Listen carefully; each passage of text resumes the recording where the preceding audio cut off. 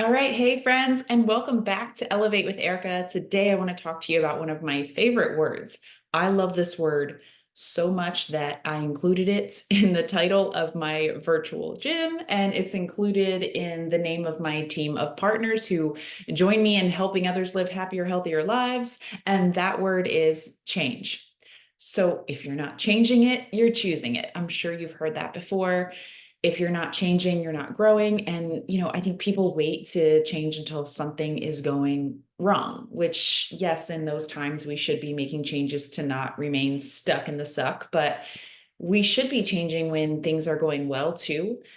Change before you have to. In other words, remaining in growth is the key to not getting behind, to continue getting better, to compete against your only real competition, yourself. I'm 38 years old, still young. I know. I remember when I was 18 and thinking that 38 was old. And I'm so much happier now than I was then, and full of so much more energy and excitement for life. I'm 38 years old and getting ready to teach my first in-person fitness class. And this is not where I saw my life going. First of all, I thought that money bought happiness. So I was going to get my master's no matter what, because in my mind, that was going to get me more money. So I was going to get the good job, the amazing salary, and the benefits. And then I was just going to miraculously be happy, right? I mean, that was the dream. And I did it. And I was sitting in the job and I couldn't believe that that's what I worked so hard to attain. And, I had every day I spent watching the clock and just wanting to get home from my family and with my family and living for the weekend and counting down the years till retirement. And if you love your job, I'm not like ragging on 9 to 5s. I'm talking about ending up in a life where you feel no sense of real purpose or excitement for life, where you dread Mondays. I love my weekends, don't get me wrong, but that doesn't mean that we have to dread Monday too? So I realized after plugging myself into so much personal development during that time of my life, just to shift my mindset before walking into that job daily, that what you're not changing, you're choosing. And I didn't want to choose that life for another 25 years. Insert the necessity to change it. So for me, yes, it was a necessity. I didn't like who I was as a mom and a wife because of that job. And so for me, I needed to save two of my most important roles, mom and wife. So after earning my master's in 2012, I think I was 27 at that time. I got the job that I thought was going to lead to surefire happiness. And then in June of 2020, I made one of the biggest changes of my life that got some head turns. And I left that job to take my life down a completely different course. And most of my friends and family just know me as a body partner. You may previously know the company as Beachbody because it's at least halfway understandable to them. But most of my time actually goes into podcasting and creating merchandise and content creating both for myself and for outside brands. From shutting myself in my bedroom and pretending I was working in an office as a kid to working hard to earn my bachelor's in finance and master's in business administration in night classes while working a 9 to 5 during the day, right out of high school, to getting the corporate job and subsequently getting the government job, leading the human resources department for a local county here, to then leaving that, all of that, to become a home health and fitness coach in the middle of a pandemic. And some would say, what the heck were you thinking, right? But here's the thing about change is that it doesn't need to make sense to anyone else. And actually, it usually doesn't, especially at first.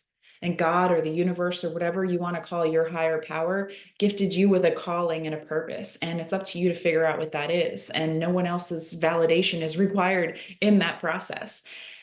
I knew that with my education and my experience, that the worst case scenario, if the change didn't work out, is that I'd end up back in what I was doing in some way, shape, or form.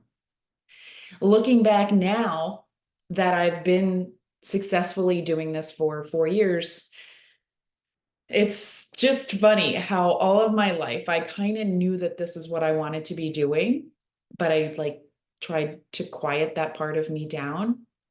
I've never been afraid to be on stage, to be front and center, to inspire others, to lift others up when I can sense that they are down. I always enjoyed working out after watching my mom do it as long as I can even remember. But I told myself that all of those things that I love that I just listed, I told myself that all those things are hobbies. I wouldn't make money doing that. That's not what pays the bills. Those kind of jobs are for women who don't have to work, who have husbands who are the breadwinners, not me. And I don't necessarily need to be the breadwinner, but I was never looking for a breadwinner in a husband. I want us to both be powerhouses. I was stuck in that job. And that stuck feeling is one that only you can feel and understand when you're in it. It just felt wrong. And I had this is it feeling. And I could choose that for another 25 years, right? Or I could change it. And what's interesting too is sometimes you question the need to change because at one point the thing that you're in is exactly what you wanted. Like when I was little, I loved pretending I was working in an office. And sometimes I still dream about working in a New York high rise. Sometimes I say maybe that's what I did in a past life. I don't know. But when I had my nice office, both at corporate level and then in the government job, I was happy in those spaces at first. I mean, that's where I worked hard to be. So when I started feeling a pull in a totally different direction, I thought, Erica, what are you thinking? Like, is this like a midlife crisis at 30 or what's happening? You can't walk away from this. This is what you went to school for. This is what you worked hard for. This is what you asked for. You just need to push through this. Like, pull your big girl panties up and let's go, you know? And so you end up questioning the change that you need to make and sitting in the stuck for longer. And this can apply to job, relationship, location, etc., right? The first step in a different direction is the hardest freaking step to take. And you're so afraid that you're going to screw it all up, that the grass won't be greener over there. It's not going to work. You're going to fail. And I always think of that line from the movie Carrie when I'm on this topic. In the back of my head, I always say this to myself. So I'm going to say it out loud now so you guys know just how weird I am. I always think of that line where they're like, they're all going to laugh at you. Because that's really what I thought. They're all going to see me fail. They're all going to laugh at me. They're all going to think I'm an idiot. But you know what, friend? What is worse? Spending your undetermined amount of years here wondering, or trying and ending up right back in a similar situation to where you are right now. I mean, best case scenario is that you recognize that the change was needed to unlock your next level, to step into your purpose, to answer God's call, to move on to something better, something more aligned. And using my own example of my biggest life change, I always say that my education was not for nothing. Those 2 degrees are definitely helpful in entrepreneurship. I learned, right? I tried a different path and it worked for a while and then it didn't. It doesn't mean that those years were for nothing. But I just decided that I wanted to give my boys a happier mom. My priorities changed. And I wanted to give my husband a more passionate wife. And I made a change that I knew was necessary for me, regardless of who it made sense to.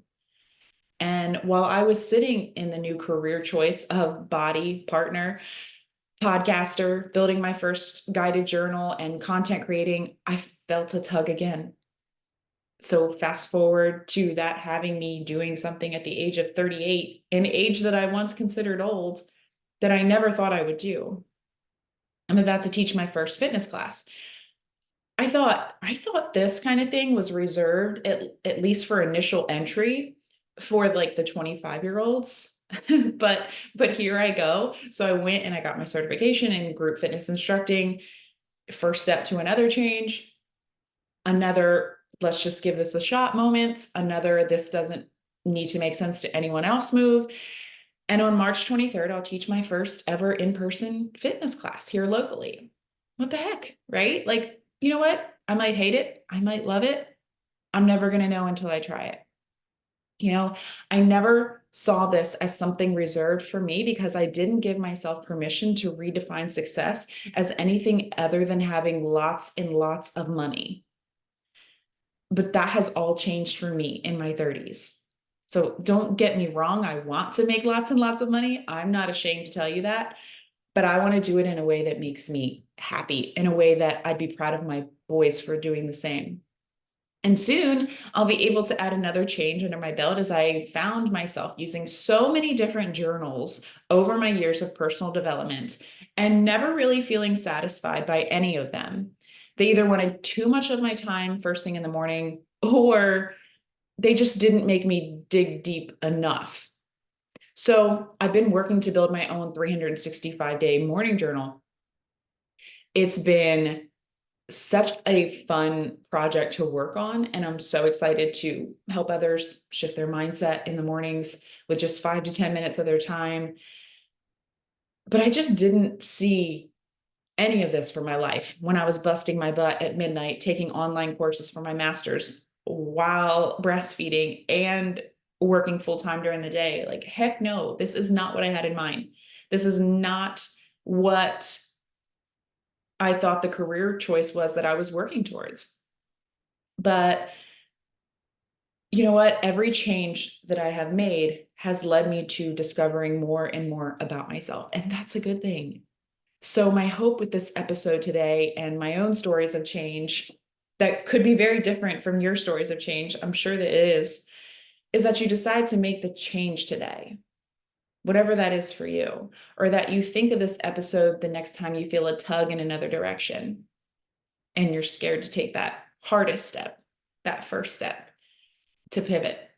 And I hope that you trust yourself and in your higher power more than you fear what others will think about you and more than you fear what will happen if this doesn't work out.